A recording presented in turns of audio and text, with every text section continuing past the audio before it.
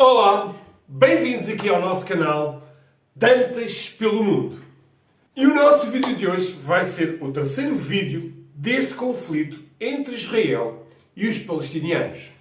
Já sabem o que vos pedimos, subscrevam o canal, partilhem com os vossos amigos, ponham aí um like, podem comentar à vontade sobre aquilo que eu falo e vos ajuda a entender, e deixo-vos já com uma música, uma mensagem e umas imagens sobre aquilo que eu vou falar.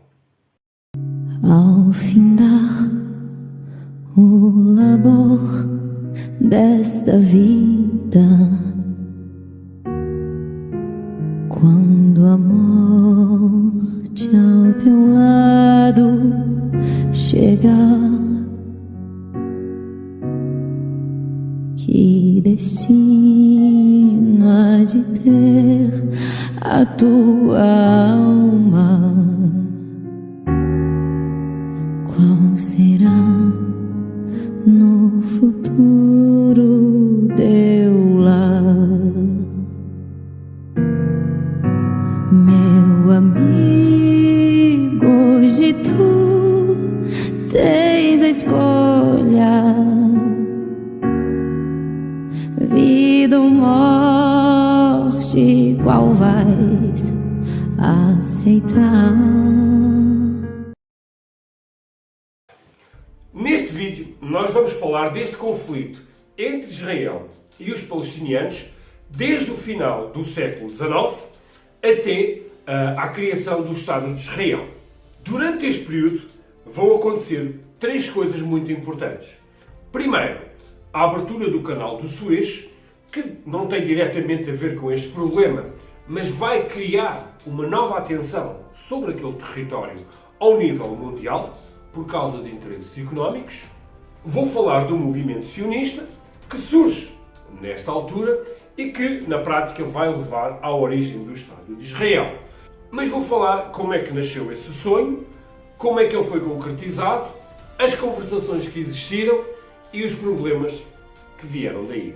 E depois falarei, por fim, no período, sobretudo, que vai levar à Primeira Guerra Mundial e até à Segunda Guerra Mundial, em que os franceses e os ingleses são os responsáveis daquele território, mas que não souberam negociar nada, nem resolver nada, e vão aumentar este conflito.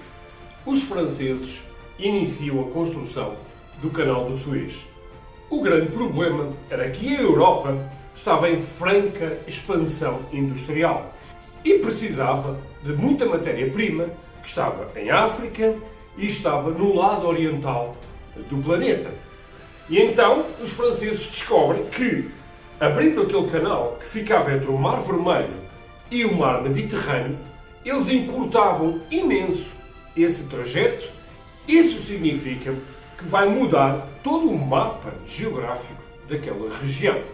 Naquela altura, a Palestina era controlada basicamente pelas tribos árabes, mas ela não tinha nenhuma importância central nas rotas económicas. O Canal do Suez vai permitir à Europa enriquecer rapidamente, eram abastecidos nas suas matérias-primas, e isso vai causar muita inveja nos países europeus que não tinham territórios, sobretudo no continente africano, para ir buscar as suas matérias-primas. E então os países europeus vão criar um acordo que vai nascer na Conferência de Berlim para todos terem acesso à matéria-prima. Não esqueçamos que estamos numa época imperialista e colonial. E, portanto, por exemplo, Portugal tinha as suas colónias. E a Conferência de Berlim muda isso tudo. O que é que ela diz? Não é pelo facto de, historicamente, Portugal e os outros países do mundo inteiro terem descoberto zonas do planeta que aquilo lhes pertence. É preciso ocupar e provar que aquilo está sob a sua orientação. E a partir desta conferência, eles passam a ter sítios e locais em África onde podem ir buscar a sua matéria-prima. Aparentemente, isto não tem nada a ver com o conflito Israel-Palestina, mas vai ter uma importância muito grande. É nesta altura que surge o movimento sionista. É preciso explicar que este movimento não surge por causa da Conferência de Berlim, Mas o que foi decidido nesta conferência vai permitir aos judeus que viviam na Europa começarem a pensar: se isto funciona para as potências europeias, também pode funcionar para nós. Nós escolhermos um território e ocupá-lo. E a partir daí, ele passa a ser nosso. Esta palavra sionista vem de uma palavra que é o Monte Sião. Este Monte Sião é referido várias vezes na Bíblia. Aparece muitas vezes na altura do exílio do povo judeu na Babilónia, em que eles tinham o sonho de regressar à sua terra e que falavam voltar a Sião, ao Monte Sião. Mas sabemos hoje que o Monte Sião é um dos montes da cidade de Jerusalém. E é desse nome que vem a palavra sionista. No fundo, ela reflete um sonho dos judeus de regressar à sua terra.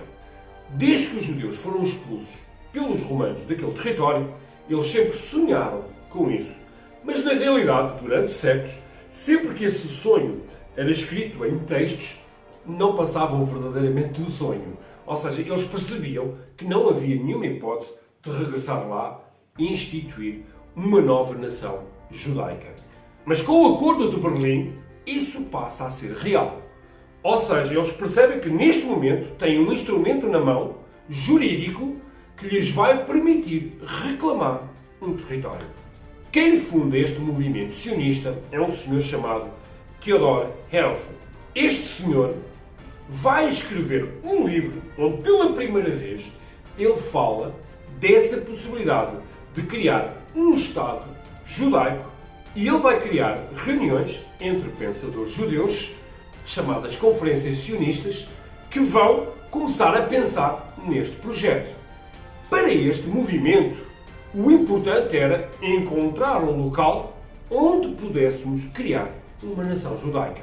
É claro que a maioria das pessoas que estavam naquela conferência votaram e decidiram pela Palestina. Fundamentalmente por duas razões. Uma, que era histórica, eles já lá tinham vivido, e outra, porque na realidade ela estava muito pouco habitada. Havia a comunidade árabe, mas segundo as indicações da época, demograficamente aquilo estava a diminuir e pouca gente vivia naquele território. É importante dizer que estas conferências sionistas elas vão determinar como é que vai nascer esse Estado de Israel. A língua, o idioma e como se iriam organizar no novo território. Tudo isso ficou escrito e ficou estabelecido. E é sobre a indicação desses documentos e seguindo essas orientações que mais tarde os judeus vão declarar o Estado de Israel. Mas temos aqui um pequeno problema. A Palestina não era um território desconhecido, não era um território desocupado. E quando os judeus tomam essa decisão, que é começar a comprar os territórios. Nesta altura, no final do século XIX, quem mandava na região era o Império Otomano. A Palestina era uma província turca deste Império Otomano. Eles vão comprar os territórios de duas maneiras. Por um lado, falando com as autoridades otomanas, por outro lado, falando com os responsáveis das tribos árabes locais. Aqui manda a força do dinheiro. Quando eles perceberam que havia um grupo de pessoas que queria habitar num território que tinha muito pouca gente e pagavam, isso não foi um problema. E muitos chefes tribais árabes venderam territórios a este grupo de sionistas, que é assim que vai nascer a cidade de Tel Aviv. A cidade nasce oficialmente em 1909. É a primeira cidade praticamente judaica que aparece naquela zona. Uma das maiores cidades do Médio Oriente, a mais cara do Médio Oriente neste momento, uma cidade que nasceu nas dunas da areia. É evidente que nem tudo foi simpatias. É neste período que se dá uma grande imigração dos judeus da Europa para a Palestina. E aí a comunidade árabe começa a perceber o problema que se está ali a levantar. E começa aqui as primeiras situações de conflito. Eles começam a reclamar que aquilo não é tudo para eles. Mas os otomanos que mandavam naquilo não estavam muito preocupados. Desde que o dinheiro entrasse, não havia problema. Mas vai acontecer a Primeira Guerra Mundial. Os otomanos entram em conflito com os ingleses e os franceses. E vai haver uma espécie de negociação entre os franceses e os ingleses com as pessoas que lá viviam. Claro que a maioria era árabe. Ok, nós ajudamos a combater os otomanos e vocês a seguir ajudam-nos nos nossos interesses de autonomia e independência neste território. Evidentemente que a comunidade judaica não estava muito preocupada com esse conflito, ou seja, quanto mais ele durasse, mais possibilidades eles tinham de entrar naquele território. Os judeus naquela altura eram uma minoria, portanto. Mas há uma coisa que vai acontecer na Primeira Guerra Mundial que vai tornar-se bastante importante para aquela região. Se nós virmos imagens da Primeira Guerra Mundial, os primeiros dias, vocês vejam, os exércitos, as pessoas ou iam a pé ou iam a cavalo. Quando acaba a Primeira Guerra Mundial, já praticamente não vemos ninguém a cavalo. Já andam em carros, em tanques. O que é que isto significa? A importância do petróleo. E, portanto, ter acesso às rotas comerciais do petróleo e controlar esse fluxo era fundamental para o abastecimento dos exércitos. E é aí que aquela zona se vai tornar fundamental, seja para os ingleses, seja para os franceses. E o que é que acontece no final desta guerra? A Liga das Nações, que vai ser a futura ONU, vai criar uma coisa que se chama-se mandato para os ingleses e para os franceses controlarem aquela região. Então, ela vai ser distribuída por estes dois países. Os ingleses vão ficar com aquela região que hoje é Israel, a Jordânia, até ao Iraque e que chegava até ao Canal de Suez, até ao Egito. Os franceses vão ficar com a parte norte, aquilo que é hoje a Síria, Líbano e até à Turquia. Entre o período da Primeira Guerra Mundial e da Segunda Guerra Mundial, começam as negociações entre árabes e judeus com estas duas potências para terem as suas amizades a fim de atingirem os seus objetivos. Os árabes queriam ter uma nação árabe que unisse todo o mundo árabe e os judeus queriam ter o seu pedacinho de terra para criar o seu Estado. Em 1917 aparece a famosa Declaração de Balfour. O que essa declaração diz é que, da parte dos judeus, há um interesse formal em criar um Estado. E o que a declaração depois completa é que isso vai ser permitido desde que não prejudique a comunidade árabe que já lá vivia. Inclusive, aparece aqui nesta época um senhor chamado Faisal, que foi rei do Iraque, era árabe, que tinha esse sonho de criar uma grande nação árabe. Ele, inclusive, fala com os judeus. A convivência entre árabes e judeus no território podia acontecer e podia ser pacífica. Claro que o Faisal o que quer é desligar-se dos franceses e dos ingleses. E como os judeus tinham bons contactos com os ingleses, ele olhou para a situação e percebeu que eles podem ser nossos aliados neste objetivo de independência. Evidentemente que isto vai se desenvolver. Vai haver os acordos de São Remo, que na prática os judeus estão presentes, mas os árabes são colocados de lado. E desde o início, esta intenção deles viverem juntos no mesmo território, ela não foi pacífica. E vai então começar algumas tensões e conflitos entre as comunidades árabes, palestinianos, que lá viviam, e as comunidades judaicas que vão chegando da Europa. Mas aqui eu tenho que fazer uma paragem. Não se esqueçam, nós estamos numa época imperialista e colonial. A cabeça dos nossos líderes não pensavam, como hoje, sempre com interesses económicos, sempre com o interesse de controlar, efetivamente, a região. E os ingleses e os franceses vão fazer isso. Vão utilizar esse discurso colonialista e imperialista e vão enganar árabes e judeus. Desde os anos 20 até ao início da Segunda Guerra Mundial, há momentos de encontros em que eles mentem uns aos outros. O responsável inglês vai falar com as autoridades judaicas e, na negociação, promete-lhes uns territórios. A seguir, senta-se à mesa com os árabes e na negociação, o que é que ele faz? Promete exatamente os mesmos territórios que tinha prometido antes aos judeus. Isto chama-se mentir e enganar. E para controlar a situação e a parte económica, os ingleses e os franceses vão fazer isso. Inclusive, este rei Faisal, ao perceber todos estes enganos, o seu sonho do Estado Árabe vai se desmoronar e então vão aparecer estes países, o Iraque, a Síria, inclusive o Líbano e aquela zona onde hoje é o Estado de Israel, praticamente fica votado ao abandono. Vai haver várias situações muito complexas. Os judeus ainda não são um Estado, portanto eles não têm um exército, mas começam a criar as chamadas brigadas paramilitares para se defenderem. Os árabes, percebendo que estão a perder completamente os territórios, revoltam-se, atacam, criam ali uma revolta durante 3 anos contra os ingleses e os ingleses começam a perceber que não têm capacidade de resolver aquela situação a bem. A determinada altura não há mais negociação, estas posições ficam muito radicais, mas acontece o início da Segunda Guerra Mundial.